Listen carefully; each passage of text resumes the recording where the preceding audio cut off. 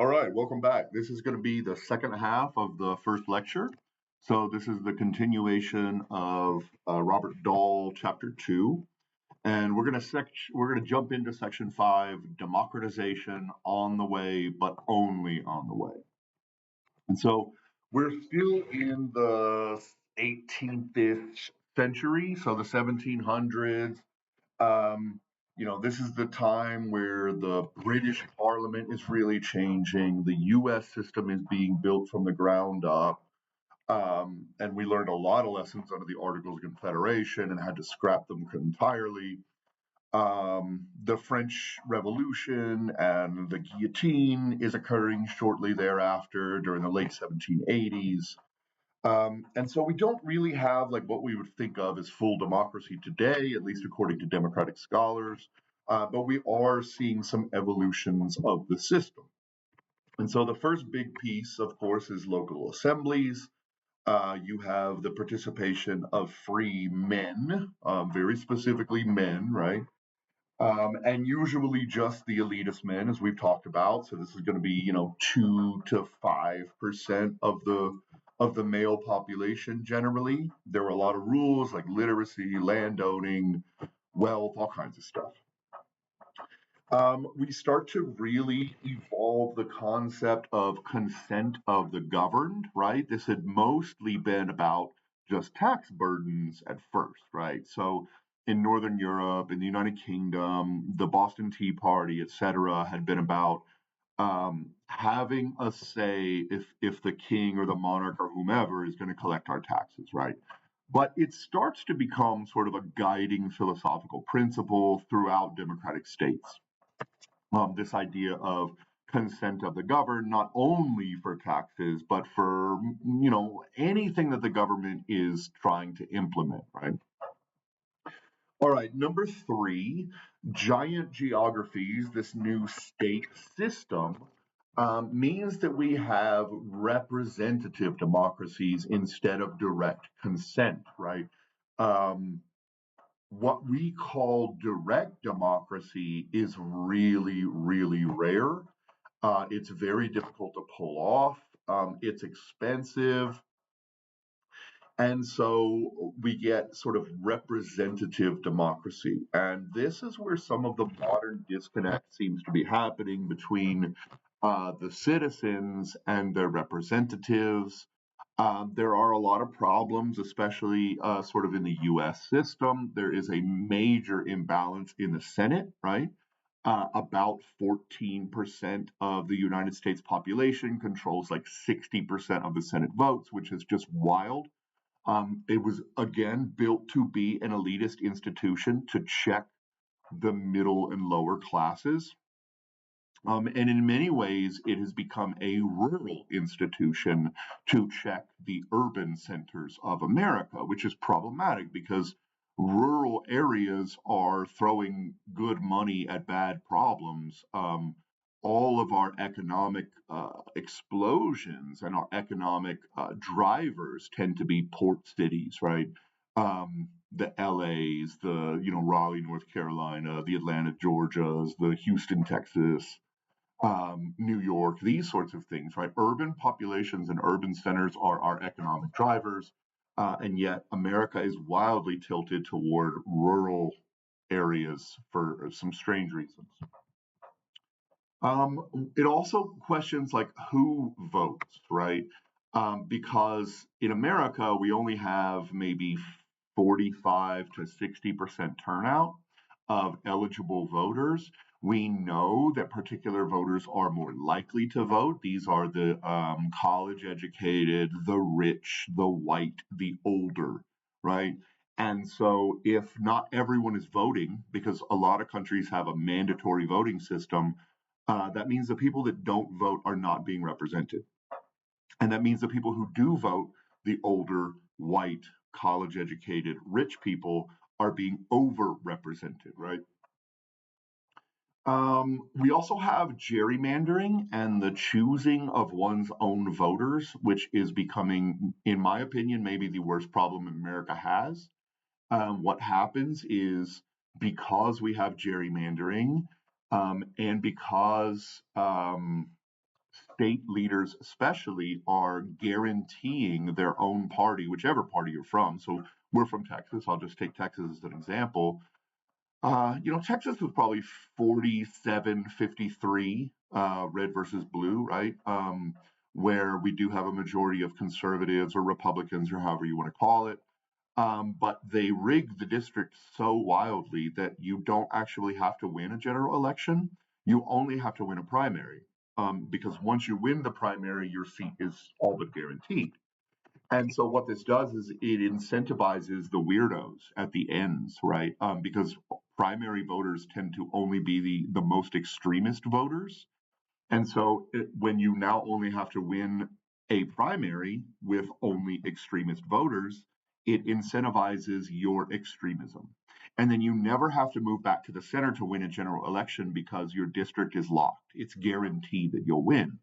And so this is where you start getting the Marjorie Taylor Greens of the world and the Rashida Tlaibs of the world and um, the more extreme ends, right? And we're seeing it get worse and worse, and we're getting this massive gap where the people in the middle don't get represented. We also have what's called the Electoral College. This is incredibly idiosyncratic to only the United States. It is very weird that you can win an election outright but lose the election because of these Electoral College rules. That doesn't even really feel quite democratic to me, I have to admit. And so when you have a candidate who loses a count of elections of votes, but somehow because of these intricate rules about the electoral college, they win the election because they have a majority of electoral college votes. That is a big problem, and that's something that the rest of the world points to us and says that's weird shit and that's not democratic, right? So there are a lot of disconnects in the modern system that we need to talk about. Is this worth having? Where did this come from? Should we change it? How should it be changed? All of these sorts of things. And then finally, you start really getting elections as the way that you choose your representative in sort of, the late 1700s and moving on. Whereas there were a lot of different ways of electing representatives in the past. We talked about, straw lots and random citizen choices and all these sorts of things. We really get to elections for the first time. And this is being questioned more and more, again, by political theorists. Some are suggesting that maybe we should go back to a lot system or maybe guarantee that some of the seats in each chamber are just random citizens chosen by law. And that it would help bring some centrism and some everyday Americans instead of the hyper wealthy and the the I mean, how would I even say this? The elitist disconnect from everyday life, right? Um, yeah. Okay. There are also questions about, you know, how many representatives should we have? Right now, each House member represents about 750,000 people. Some are calling for that to be shrunk dramatically and for maybe we should double the number of House of Representatives. The number of representatives in the House of Representatives to closer, right now it's at 435. Maybe it should be closer to 900 or 1,000, right? And we should reconstruct all of the districts um, and we'll get closer representation to the people rather than a single representative representing 750,000 citizens, right? We've talked about gerrymandering. I really think that this has got to go. I don't really know how we can fix the problems with the American democracy without getting rid of it. Many Democratic theorists actually think that America has too many elections, right? If you look at the UK, the United States have about six votes for every vote a UK citizen can cast, right? I mean, and we're talking about weird stuff like sheriffs and the local dog catcher and what is the one, the comptroller of Texas, and we just some theorists, again, just think we have far, far too many elections, that not all of these people should be electable positions. Because we touched on in the first section, uh, charisma and wealth don't mean you're going to be a good representative and a good policymaker. There is almost nothing there's almost no overlap in that Venn diagram, right? They have nothing to do with each other. And so maybe we have too many elections, especially because Americans get burnout. Like a lot of the elections, especially at the local level, you're talking about like 10 to 20% of people turn up to vote. And they don't know anything about the job. Like, how many Texans know what the hell the comptroller does, right? And why should someone watching the budgets for your state be an elected position? In my mind, it doesn't even make a lot of sense, to be honest with you. Okay, let's see. There are still a lot of missing elements during this period we're talking about, that turn of the century between 1700s and 1800s, basically. The promises of equality are not actual equality, right? And the quote here from Dahl is: differences between rights, duties, influence, and power of slaves and free men, rich and poor, landed and landless, master and servant, men and women, day laborer and apprentice, skilled craft worker and owner, burgher, banker, etc. Right? There are huge gaps. There are financial gaps. There are fiscal gaps. There are educational gaps. There are um, the and the argument, I guess, philosophically in the United States is that, okay, we don't have equality of outcomes, we have equality of opportunity. But even that seems like bullshit to me at this point.